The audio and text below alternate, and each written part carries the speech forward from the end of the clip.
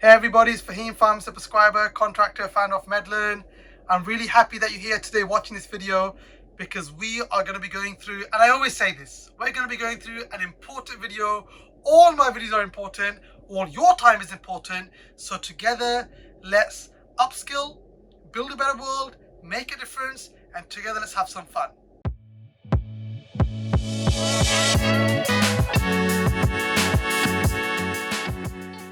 In this video, we are going to be talking about non-medical prescribing, which we can also call independent prescribing, and then what happens next.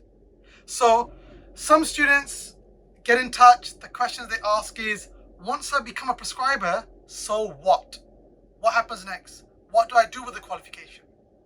The first thing I'd like to talk about, and let's go in a bit of brief detail into this non-medical prescribing course and independent prescribing. Number one, non-medical prescribing and independent prescribing, the terms are synonymous. They mean the same thing. They mean the main thing. No, they mean the same thing.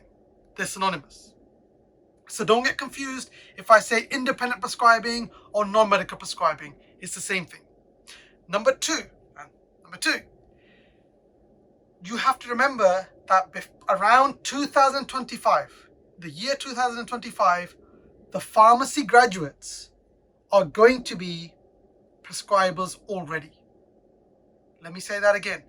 2025-26, all the pharmacists who qualify are going to be prescribers. So keep that in mind. Irrespective of why you should become a prescriber, what happens afterwards, where's the future, the most important thing you have to remember, if you want to be in this profession and want to be playing a major role and moving with times, then non-medical prescribing is going to be mandatory for you.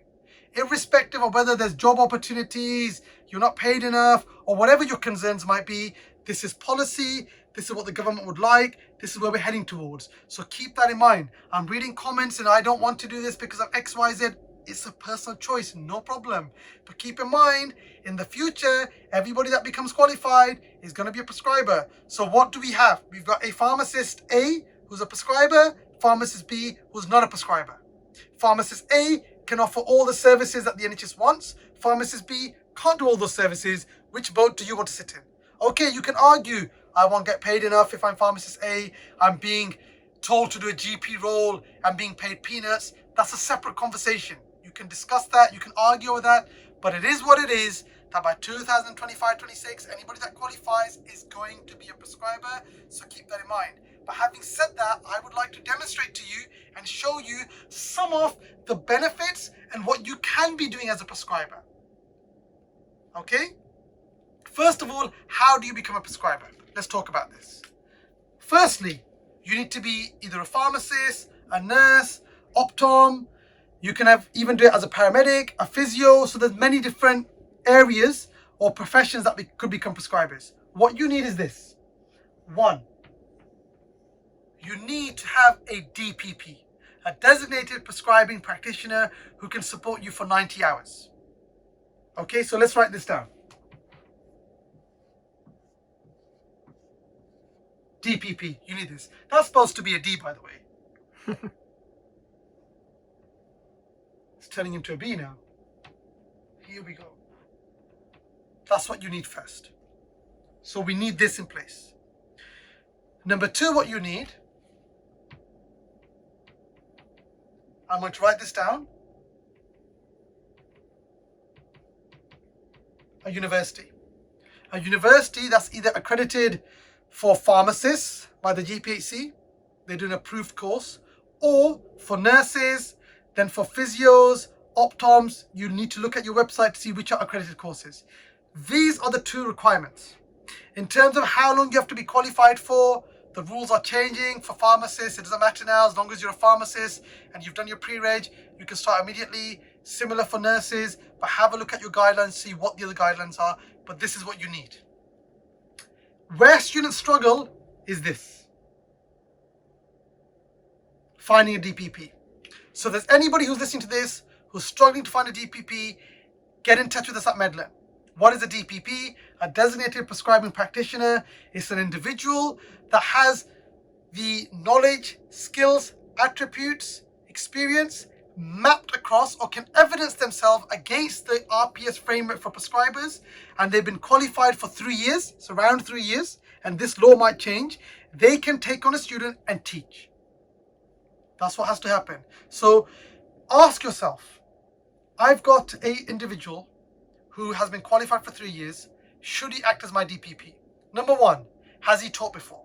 Number two, is he actively prescribing within your scope? Number three, does he have a broad range of knowledge, because you're dealing with patients here, not with a teddy bear or a robot.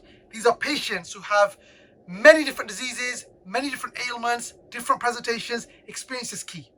So before you start to find anybody just to complete the course, think twice. Then the university. Where do you want to go? Is it funded? Is it not funded? Is it close? Have you been there before? Do they have a school of pharmacy or a nursing school and XYZ? And I've discussed this in depth in previous videos, so do have a look at them. But these are the basic requirements. So let's say you found a DPP, you've gone to university, so what? Let's say you also accept that, okay, I have to do this anyway, because in the future everybody will be a prescriber, but Faheem, what can I do with this? Let's have a look. Number one, what did I do? I started teaching. I gained my qualification. I then started to show others how they can do the same, how they can also do what I do, if not better. So that was an avenue. You can call it entrepreneurial, you can call it a business. That was one avenue. You could go work in a teaching hospital, you could work at university, but that's another opportunity for you, because once you have the skill, you could potentially teach. So that's one opportunity. Number two, entrepreneurship. Maybe you'll say, right, I'll open my own pharmacy, and we're doing separate videos on this, on how to open your pharmacy. I'll open my pharmacy, and in my pharmacy I can prescribe. I can offer all the new services that are being introduced by the NHS in addition to private services. You may also feel, I can set up my own private clinic. I can now prescribe, I can set up my own private clinic. Even if I don't work myself, I can employ doctors, I can employ nurses, I can do a totally separate business. So that's about entrepreneurship there, okay? Also, you could do what we call intrapreneurship. I believe it's intrapreneurship. I think that's the word, where you're working within your business, but you could offer new services within your business. You could move higher up the scale if you're working, for example, for Boots, Lloyds or Multiple, because you can do more. Your value increases because you're more knowledgeable, and people pay for knowledge or experience. What about learning? You could go on to do a postgraduate. You could do advanced clinical practice. You could use it as a stepping stone to do something like medicine maybe, because you enjoy what you're doing. You can continue to go on to learn. Because you're already back into the learning stage, you can do this as well. You can continue to learn. And folks, education is key. You should always be learning, always educating yourself, because that is one thing that stays for life. Your body, your mind, your wife, everything else, they might not be there for life, but knowledge, very important. Working in general practice, your opportunities increase. You become more valuable. You can work in general practice. You can work in out of hours. You can work as a locum. You can start to give people information on how they can set all this up. You can start doing business development role. You could also start to do working as a freelancer, writing articles and so on. There is so much that you can do with this qualification. These are just few ideas should you decide to do it. What do most people do? They get the qualification, they work in general practice, they introduce services within their pharmacy. You can negotiate with your pharmacist, business owner, that look, I'm an IP now. Why don't we set up a service together and let's do a cut. Let's do 50-50, let's do 60-40. Why not? Because I can offer the service, I can do it. So there's plenty you could do. You could open up, like, for example, a vaccination center. There's so much you can do. So for those of you who are considering, why should I become a prescriber? Number one, remember this date. I hate this board that moves. 2025, 2026. It's going to be mandatory, folks, anyway, for someone who qualifies, irrespective of whether you like it or not. That's what's happening. That's policy. Besides that, look at these opportunities. There's a lot that you can do. Be brave, push yourself. Together, let's build a better world. Thank you for watching, and thanks for listening. Hey everybody, it's Faheem, pharmacist, prescriber, contractor, founder of Medlearn. I'm really happy that you're here today watching this video, because we are going to be going through, and I always say this, we're going to be going through an important video. All my videos are important. All your time is important. So together, let's upskill, build a better world, make a difference, and together let's have some fun.